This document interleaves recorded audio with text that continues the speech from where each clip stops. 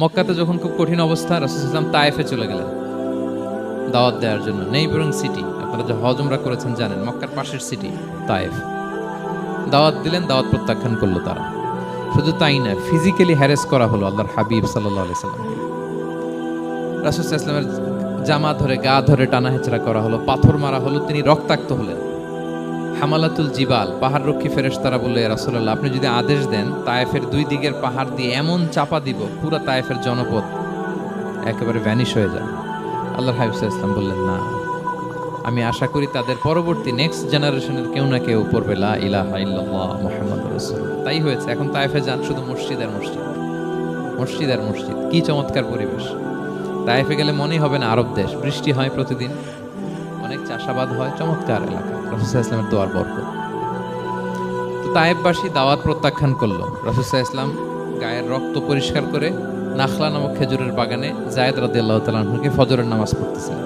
আল্লাহর হাবিব সাল্লাল্লাহু আলাইহি ওয়াসাল্লাম যখন ফজরের সালাতে তেলাওয়াত করতে লাগলেন, একদল জিন পাশ দিয়ে যাচ্ছিল। তারা তাদের এলাকায় যেয়ে বলল, ইন্না সামি'না কুরআনান আজাবা ইয়াহদি ইলা রুশদি ফাআমান্না বি।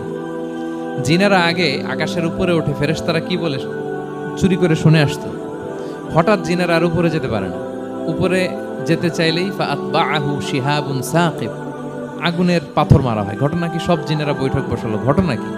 আগে কত তথ্য আগেই জেনে যেতাম, জেনে গণকদেরকে বলতাম, গণকরা আমাদেরকে ধন্যবাদ জানাইতো। তো এখন তো আসমানের সিকিউরিটি এত বেড়ে গেল কেন? কারণ কি? ওই যে শেষ নবী আসার কথা যে মনে হয় চলে আসছে, দেখো তো কোথায় আসছে উনি।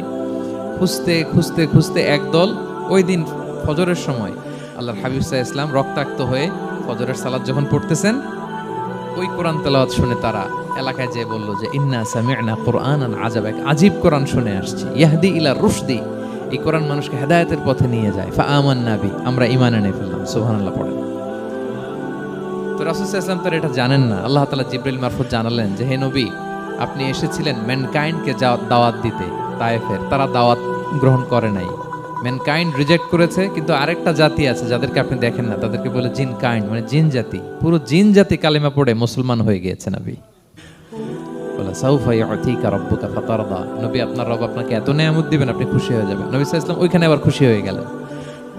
রক্তাক্ত, ইনজুর্ড, যখন শুনলেন মানুষ জাতি তারা ঈমান আনে নাই, কিন্তু জিন জাতি তারা ঈমান এনেছে, আল্লাহর হাবিব সাল্লাল্লাহু আলাইহি ওয়াসাল্লাম আবার আনন্দিত হলেন। তাহলে আল্লাহর হাবিব সাল্লাল্লাহু আলাইহি ওয়াসাল্লামকে আনন্দিত করাই হচ্ছে আল্লাহর কাজ, খুশি রাখাই হচ্ছে আল্লাহর কাজ। সুবহানাল্লাহ।